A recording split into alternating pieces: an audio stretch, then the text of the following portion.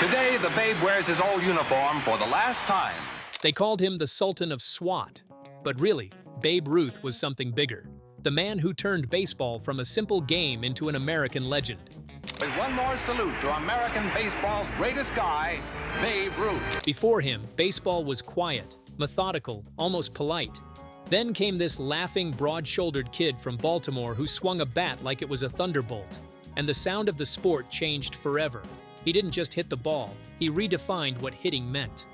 From that moment, baseball was never the same. Biggest cheers from 50,000 fans go to the immortal star himself, Babe Ruth. Long before he became the world's most feared slugger, Ruth was one of its best pitchers. As a left-handed ace for the Boston Red Sox, he went 94-46 with a 2.28 ERA between 1915 and 1919. He set a World Series record with 29 consecutive scoreless innings, a mark that stood for more than 40 years. Had he never picked up a bat, Babe Ruth still would have been remembered as a star. But when he decided to hit full-time, baseball's very DNA began to mutate. In 1919, when the league leader hit just 11 home runs, Ruth crushed 29. The next year, he joined the New York Yankees, and everything exploded. In 1920, he hit 54 home runs, more than any team in the American League. His slugging percentage of .847 is still one of the most absurd numbers ever recorded. His OPS+, a stat that compares players across eras, clocked in at 255, meaning he was 2.5 times better than the average major leaguer.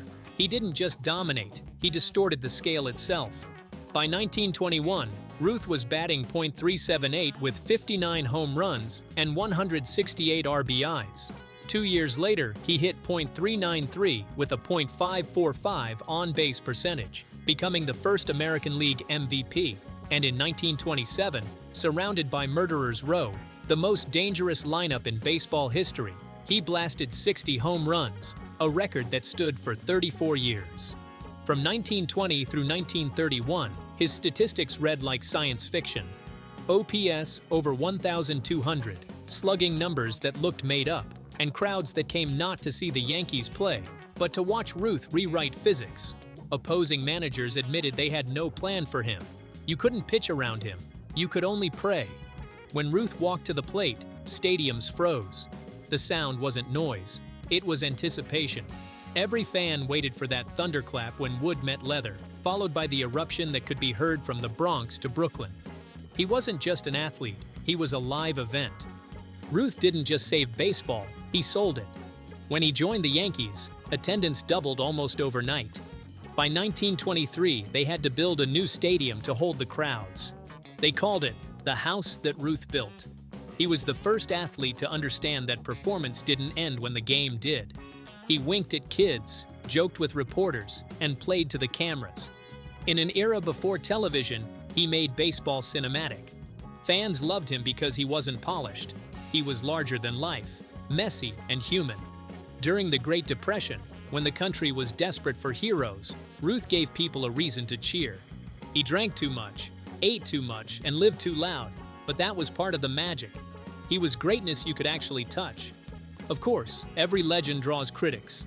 Detractors say Ruth's numbers were inflated because he played in a weaker, segregated era. He never faced black players or modern pitching velocities.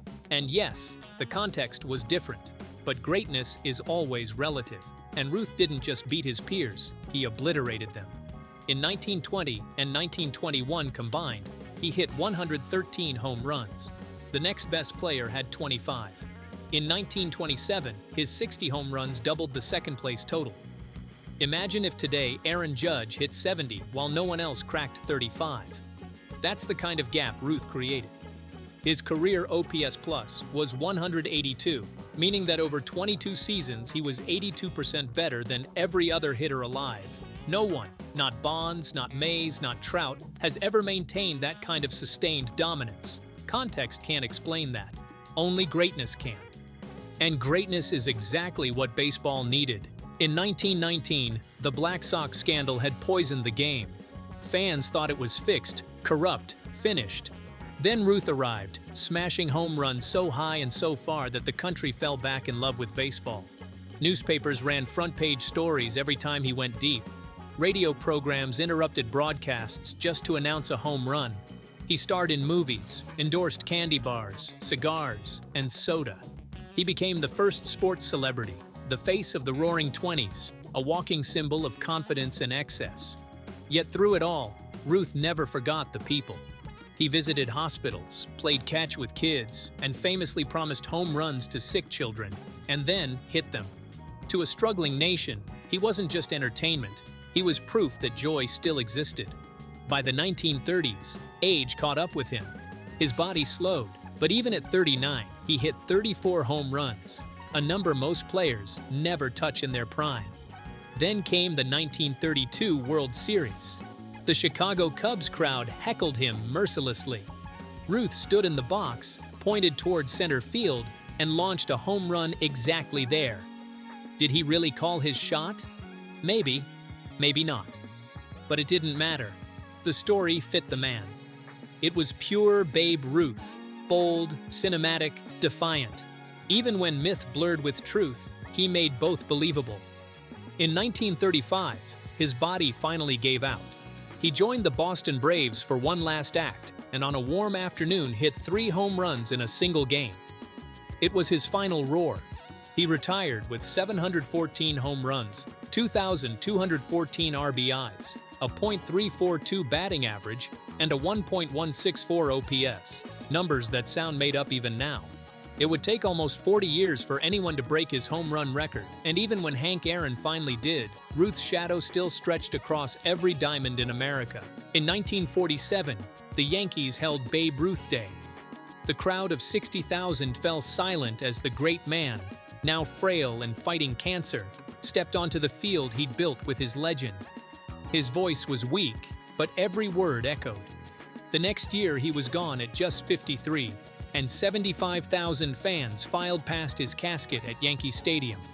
They weren't just saying goodbye to a player, they were mourning the soul of baseball itself. So, how good was Babe Ruth actually? The stats tell one story. A man who retired with numbers so outrageous they've barely been touched in a century. His slugging percentage of .690 remains the highest ever. His OPS plus of 182 has never been matched over a full career. He led the league in home runs 12 times, walks 11 times, and on-base percentage 10 times. He was so far ahead of his competition that he practically played a different sport. But the real story isn't just math, it's meaning. Ruth didn't just dominate baseball, he transformed it. He made the home run into theater, the ballpark into a cathedral, and the athlete into an icon. 100 years later, his name still defines greatness. When a kid hits a ball 400 feet, people don't say, "That's a long one." They say, "Who do you think you are, Babe Ruth?" He's become shorthand for impossible excellence, for talent so overwhelming that it rewrites the language around it. He wasn't perfect, he was flawed, impulsive, endlessly human, but that's what made him eternal. When Ruth stepped onto the field, he made the impossible look routine, the miraculous look easy. He didn't just play baseball, he reinvented what greatness looked like. So, how good was Babe Ruth actually? He wasn't just the best of his time, he was the standard for every time. He turned numbers into legend, talent into myth, and baseball into America's heartbeat. Prime Babe Ruth wasn't just an athlete, he was the origin story of modern greatness itself. If you felt that story, if you believe legends like Ruth still matter, then hit that like button, subscribe, and keep the spirit of baseball's greatest alive. Because heroes like him never really die.